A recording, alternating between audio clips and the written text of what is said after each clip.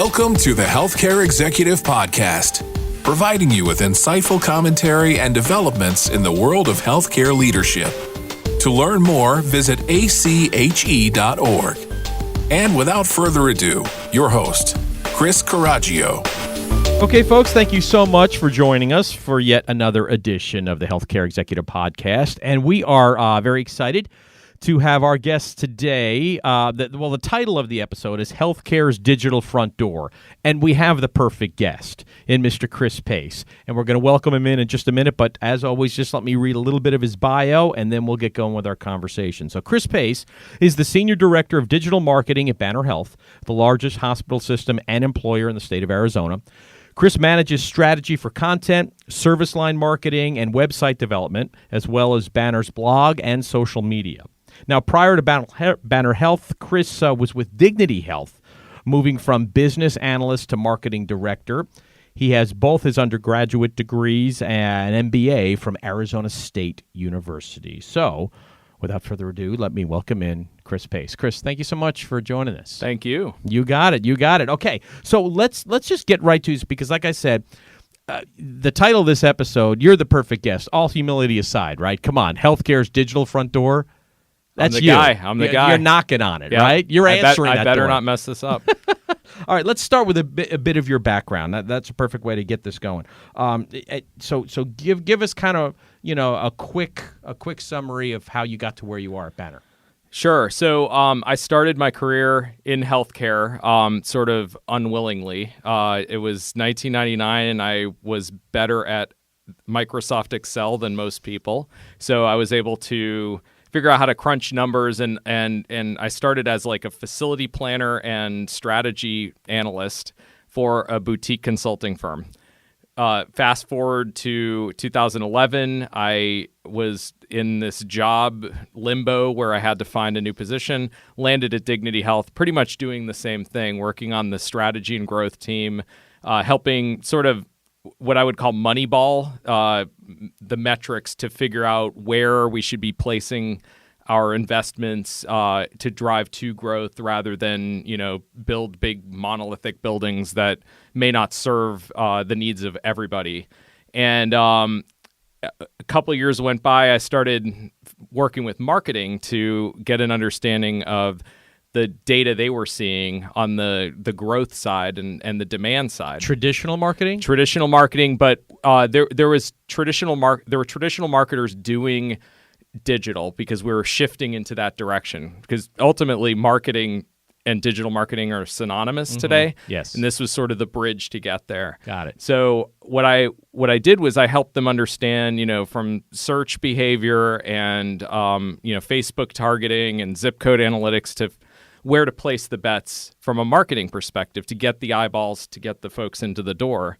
And then, there was some organizational changes, and I was approached to lead a new position for digital marketing at Dignity. And I at first said, well, I'm not a marketing person. I was kind of thrown off because I'm used to working with pivot tables and, cleaning up data to make it usable and actionable and visual.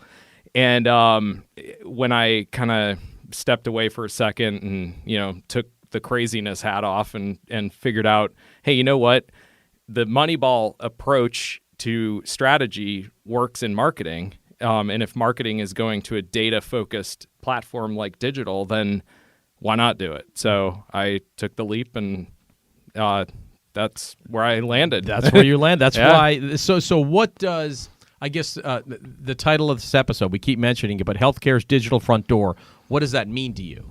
So everything that consumers do to discover their healthcare needs starts online. 85% of a consumer's journey begins at google.com. So health systems, just like every other industry, have to figure out ways to drive folks to the right channel at the right time.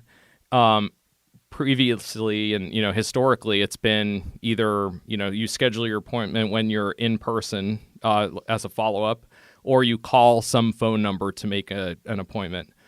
The behavior shift of consumers has been, well, I'd rather self-service and use a digital tool. So things like OpenTable and Yelp and, you name it. All these digital platforms have created this sort of behavioral trait that, hey, I'm going to go online first to see if I can access what I need, and then I'll call somebody if I need help if I can't figure it out. And so healthcare, was next in line to kind of, lead the change. And that's so funny how you said that, because it did switch.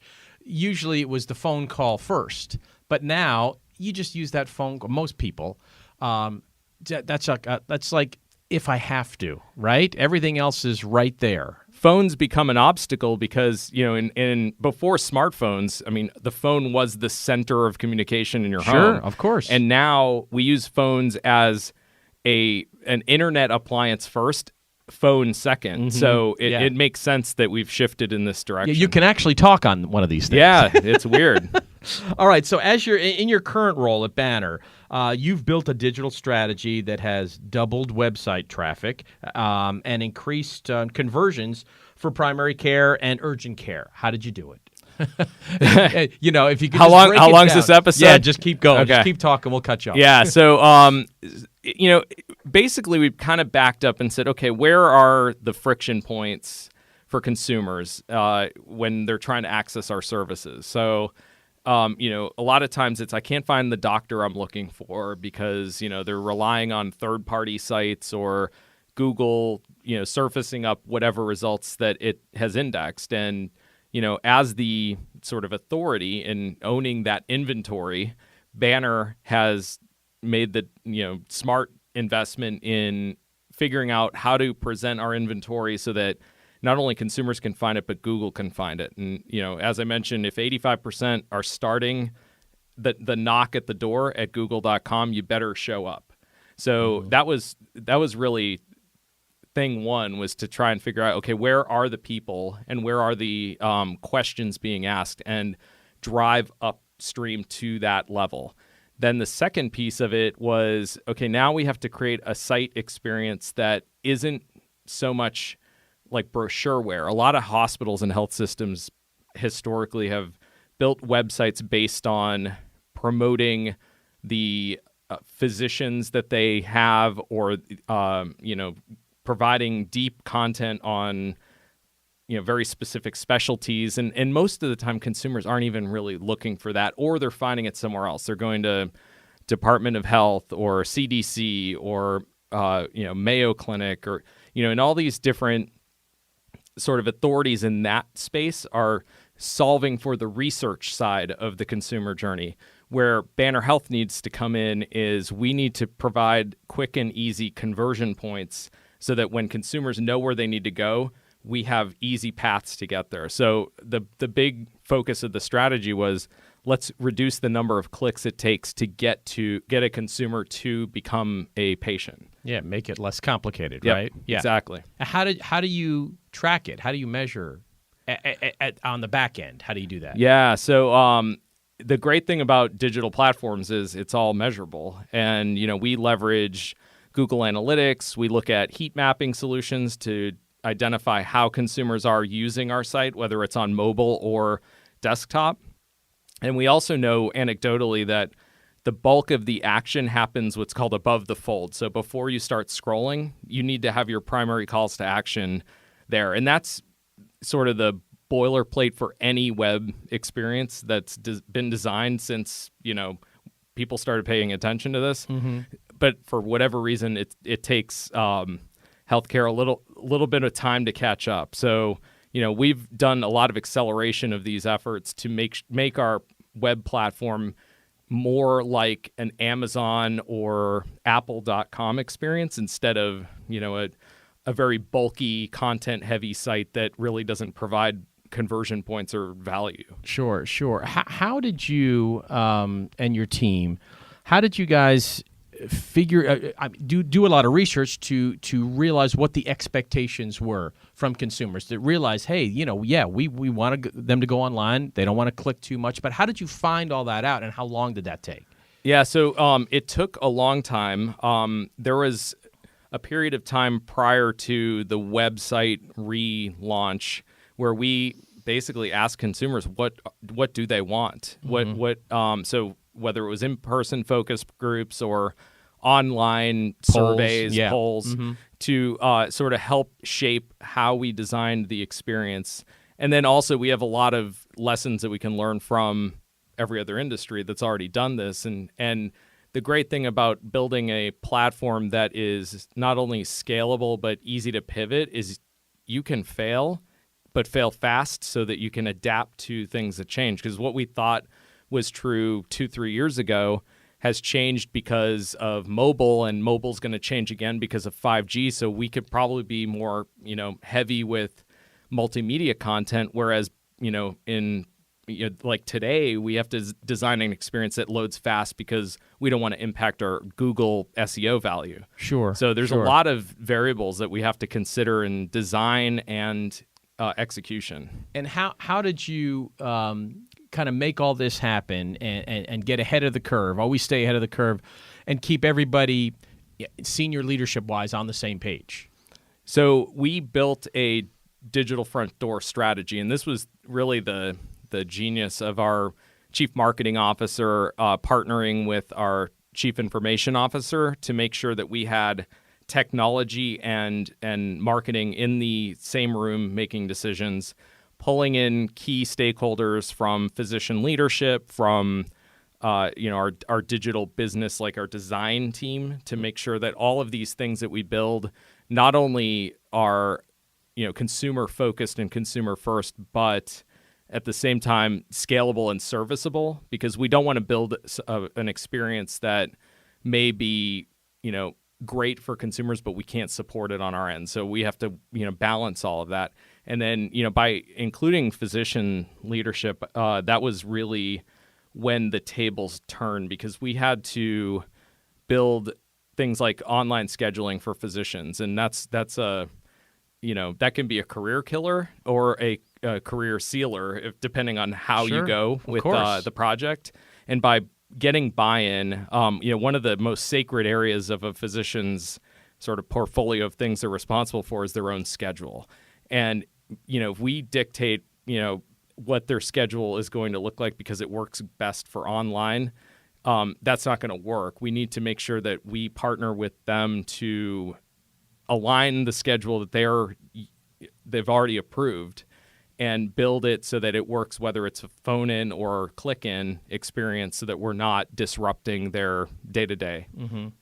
So communication goes a long way. You guys got just having a solid communication plan. It's funny how that works. Yeah, right? Exactly.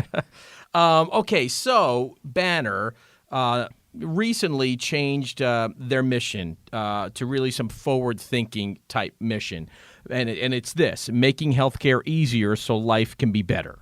Okay, simple as that. How does that mission, that statement, work? The work that you're doing. How do you exemplify that mission? Yeah, so like I mentioned, our digital strategy is really to focus on where we can reduce friction as much as possible, because consumers don't necessarily want to deal with a health system every day unless they need them.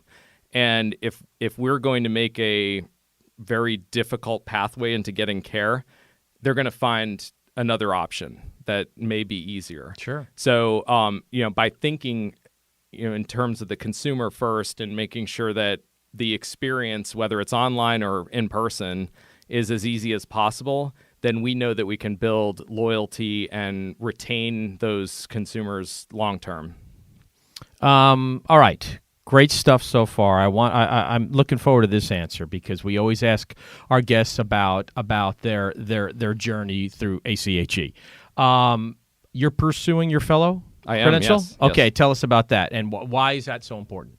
So ACHE is something that's always been top of mind for me. When I was in consulting, all of the principals at the firm were fellows, and to me, I saw it as a pathway to become successful in the industry and have a foundation of knowledge that really differentiates from the crowd. It's also the same reason I pursued my MBA, because I knew that by having an MBA, I would be differentiated from others that may have similar skills. Sure. So, but becoming a fellow to me really is an investment in, the why. Because a lot of people ask, why would you pick healthcare over any other industry? I mean, if I worked in financial service, maybe I'd make more money, but there's a deeper purpose of why we're all in healthcare, I think. And, we're seeing it today with COVID-19 and all of the panic that seems to be surrounding us. By being present and by being focused and not wavering in uncertainty, the healthcare systems can provide a layer of safety that folks can rely on. Sure. And so I just feel like, this is the space that I need to be in. And, it gives me a good reason to wake up every morning and go to work. So, having the fellow status with ACHE would really, I think, set me into a direction of, leadership that I am fully invested in. Mm-hmm. And when you, because I would imagine, that's like I would think that's a marker, that's a goal that you want to check off, right? You're in the middle of it, right? But when you actually get the fellowship and you're in, that'll open up emotionally and physically for you a lot of doors. Is that correct? Yeah, it is. I've been very fortunate in my career to accomplish a lot of really cool things and make pivots in my career with it while staying in the industry that I really have a passion for. So by having that extra, sort of check mark on my dossier, I think it really puts me in that direction that opens a lot of doors for me. Well, Chris Pace, you were the expert we needed on this edition, Healthcare's Digital Front Door. We appreciate you taking the time out. Thank you so much. You got it. And folks, we'll see you next time on the ACHE Healthcare Executive Podcast. This has been the Healthcare Executive Podcast, brought to you by the American College of Healthcare Executives. If you've enjoyed the show, please consider rating and reviewing on iTunes or your podcasting app of choice. And for more information, find us online at ache.org.